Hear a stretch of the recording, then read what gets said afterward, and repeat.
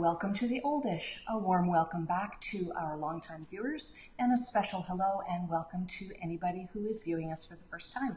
My name is Karen. I'm the publisher and editor of the Oldish, and I will be your host for this time when we are together. All right, so let's take a look at what we're going to do this week. We're going to look at the articles that we posted on the Oldish in the past few days since we last met last Wednesday. In our Let's Talk About segment, we're going to look at the subject of talking to our elders. This is prompted by a letter from one of our viewers. And we're going to look at what's happening around the world with the Oldish.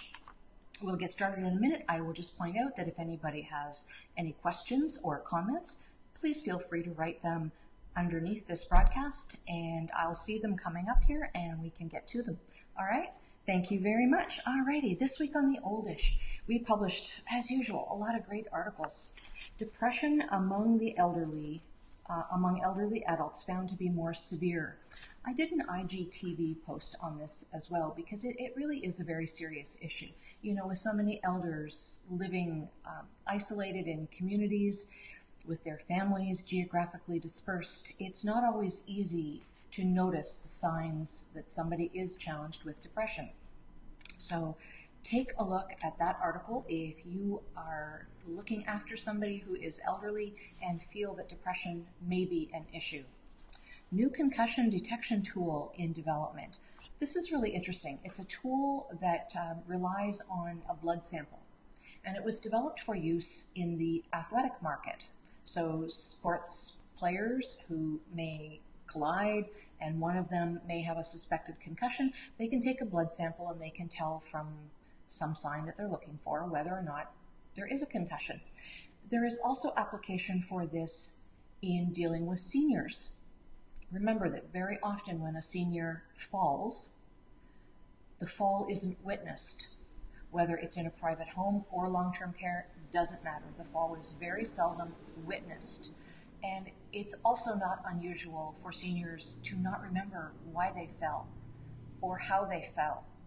And if you're dealing with somebody who has dementia, that person may be nonverbal or may not be able to express themselves in a way that would lead you to have an accurate diagnosis based on what they say. So this tool is actually something that may come in handy with the senior market as well.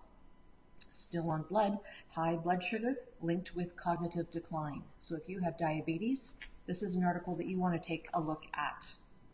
Let the music play. Effects of music on elderly adults. Well, we have known forever that music soothes the savage beast or breast. I've seen it written both ways. We'll go with beast today because oftentimes people do look at elders who are displaying aggressive behavior as more of a beast. And this is a way that you can strategically use music to just lower the temperature. Lower that temperature. Whether you're in long-term care or you're a caregiver in a private home, this is an article you may like to take a look at. Coming soon, a super suit that keeps seniors mobile. Technology is doing such wonderful things these days, and this suit is really very interesting. It has built-in sensors, all kinds of stuff that helps seniors stay upright and keep them mobile. Take a look at that. Cannabis improves cognitive function in aged mice. Well, you know what happens with mice. If it works with mice, it ultimately makes its way to humans. And as far as improving cognitive function is concerned, some of you may already know whether cannabis improves it. A look at both sides of pet ownership was just published. And, you know, we've talked a lot here about the benefits of owning a pet. The fact that it gets you out and walking if you have a dog. The fact that it helps you be less socially isolated to have a dog or even a pet of any kind. A cat to talk to in your house keeps those vocal cords warm and limber. There are so many good reasons to own a pet. But there's the other side of the equation as well. Pets can be trip hazards, and the grief that one experiences when a pet passes on is sometimes unimaginable. And grief is grief, you know, whether it's over a pet or a human loved one. it doesn't matter, it's still grief. So there are both sides to the story that you need to look at, and this article will help you do just that. Today on our Let's Talk About segment, we're going to look at a letter that was written by a viewer named Catherine, who wrote the following. Dear Oldish, I love your website and learn a lot about how to understand what my parents are going through as they age. Thank you, Catherine. The difficulty I have is in talking to my parents about anything serious, like downsizing their possessions, when should we look at long-term care, and especially when will they stop driving. There are other things too, but those are the big ones, and I find conversations very frustrating to the point that now I experience severe anxiety for days before the conversations happen. I'd appreciate any help you can give me. Thank you for writing the letter, Catherine. I want you to know, first of all, I'm not a psychologist, but I did do some research after I got your letter with some experts who specialize in this sort of thing exactly. So I'll tell you what I found. First of all, you are not alone. It's a problem that is experienced by many, many people. Our elders look at the world very differently than we do. They have so many more years of experience to look at any given issues with. Their lens is different with that broader base. But I find that what drives most unwillingness to discuss issues is fear. And it turns out in my research that that is in fact the truth. Fear of change is something that we all experience at any age, really, because change is such a difficult thing. But the experience of fear is different as we age because it also means losing control over our lives. And that fear is very real.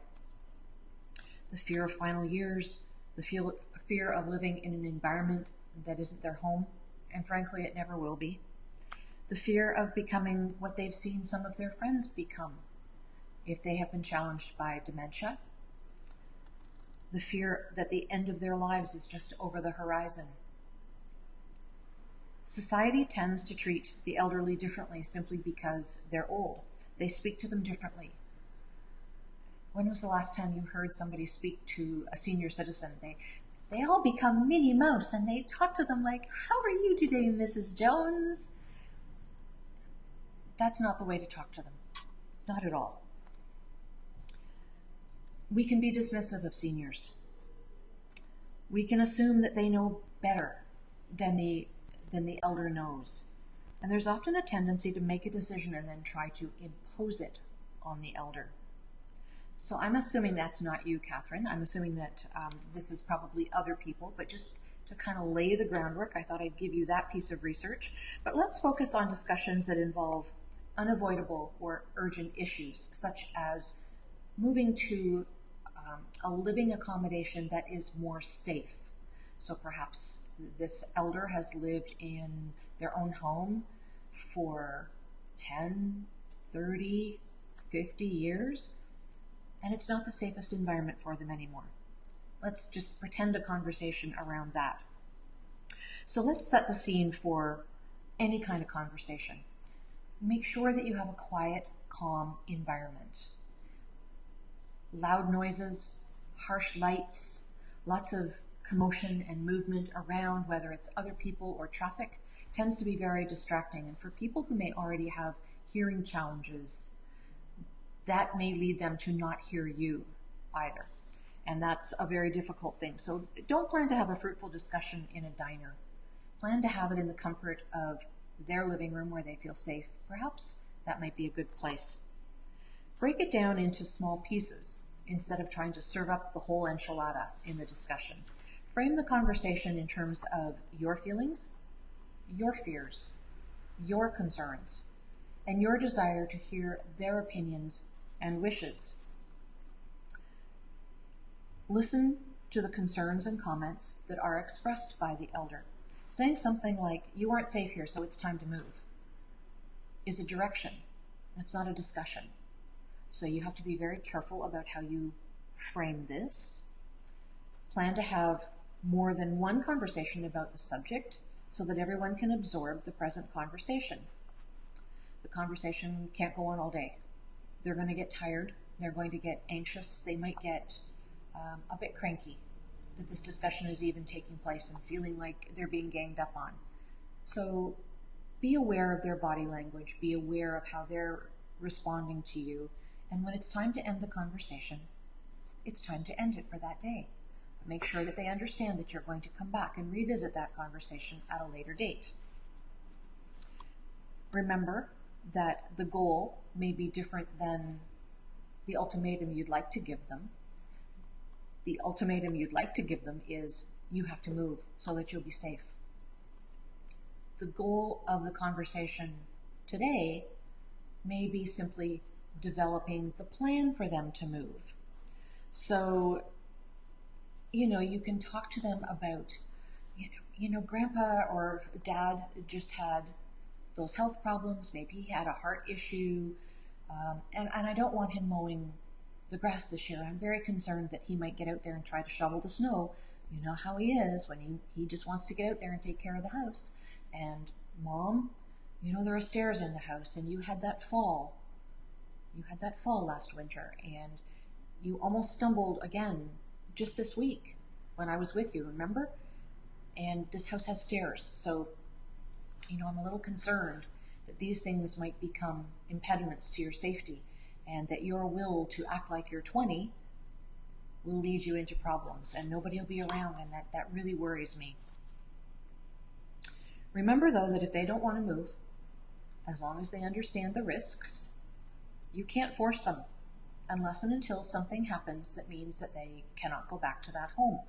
I've spoken here before about my grandmother who got up from a very sound sleep to answer a doorbell, and her leg had gone to sleep and she fell. And she fractured several bones. And when she got to the hospital, the doctor said, "You can't go back home." The bedrooms were all upstairs, the stairs into the house from the front and the back. She just could not go back to that house. And so she never went back to the home that she had shared with her husband, who was now deceased, but they had shared it from the day that they were married. So that was very traumatic for her, and you definitely want to make plans so that people stay safe and that they don't have to deal with ultimatums and decisions imposed by other people. You want them to make the decisions in their own time. If they're cognitively well and they have the supports that they need, or can have the supports that they need, then you have to leave them in their home. You have to allow them to stay there, and their decision needs to be respected. Now, that's not to say that you can't say to them that you're looking after them and you're trying to hold down a full-time job while you're doing their house cleaning, their shopping, their laundry, their taking them to their doctor's appointments. That can become very burdensome for you and can become a health concern for you. Remember, if we're talking about somebody who's in their 70s and 80s, we may be talking about an adult child who is in their 40s or 50s and, getting on themselves and being impacted by health events in their own lives. So, you don't want to frame that to them in a way that makes them feel guilty. It's just the reality of the situation. And there is an article that we did on the Oldish several months ago, and it said that it was not uncommon for caregivers to pass away before the people to whom they are giving care, because they themselves become so socially isolated and they start to have health problems, and it just all goes downhill. So you don't want that to happen to you. You don't want them to feel guilty about that, but you have to have them participate in the business of setting up the supports that they need to be able to stay where they want to stay. So that might be your job in this conversation, is to have that plan with them. Maybe they see themselves moving at a later date, and you can ask them what that would look like. Get them thinking about it. You can even ask them if they want to go and see some retirement communities, and you'll take them, not to put them there, but so that they understand what it is that is available to them, because they might not know. But you can't push them. So they need to understand that change is inevitable, and it could happen very quickly. But until that happens, they need to feel supported so that they can live their best lives. Thank you, Catherine. That was a good question. All right. Around the world with the oldish.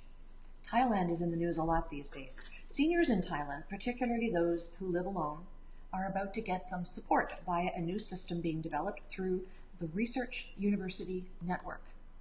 The Elderly Ecological System and Services is a pilot system now working its way into greater usage that has capabilities that include a bed fallout alarm, sleep hygiene monitoring, vital signal analysis tools, and drug use assistance, to name a few. Hospitals have been using the system to monitor changes in bedridden patients, and now family members of independently living seniors will have the same benefits. Messages are sent to caregivers through the Line freeware app. So Line, all in capitals, Line, is an app that we would perhaps compare to iMessage or WhatsApp, although it's more highly developed. It's a freeware app that allows instant communication on devices such as smartphones and computers that uses text, images, audio, and video conferencing, among other tools. Senior citizens are finding purpose in jobs that were once filled by teenagers, who, it seems, are finding that internships and extracurricular activities leave them very little time for the jobs that we once thought of as traditional teenage summer jobs. This is leaving a serious problem in labor markets everywhere. And just about half an hour ago, there was an article published on theoldish.com about exactly that. So I'll invite you to go there and read that, but I'll just give you a little teaser. Don't be surprised to go to your local pool or park and find that it's being staffed by a senior citizen. 96-year-old Winnie Clements and her daughter, 74-year-old Patricia, decided to hit the gym and get in shape, after finding that the exercises and classes they were doing where they were living weren't challenging enough. So the mother is 96, the daughter is 74. Can you wrap your head around that? This is awesome. Gym owner Valentine Payne said that in his entire career, he has never had a senior citizen come to him and ask to pump iron. Nevertheless, Winnie, a 96-year-old, is amazing him with her strength, and she goes through the routine of pulling and pushing weights along with exercises to strengthen her core. Patricia, the 74-year-old, runs, not walks. I walk. Patricia runs on the treadmill for 15 minutes. The ladies credit their exercise program with giving them energy and getting stronger. You go, girls. That's awesome. All right. You can find us, as always, on Facebook, Instagram, YouTube, Twitter, Google+. We are everywhere. We post some different things on Instagram, and of course, we have been doing IGTV a little bit lately. You'll find a few videos from us there. For the most part, I share the Instagram content with Facebook, but not always. So if you're an Instagram user, hop over there, look us up at The Oldish, and follow us. If you have not yet liked our Facebook page, The Oldish on Facebook, then I would invite you to do that. We're almost at 1,000 users. We are so close. We're getting there. We're getting there. But I don't want you to miss all the articles that we post and the conversations that we have about aging and how to do it proactively. So join us next Wednesday at 12 noon here on the Oldish Live, where we will take a look at more great articles, topics, and events from around the world.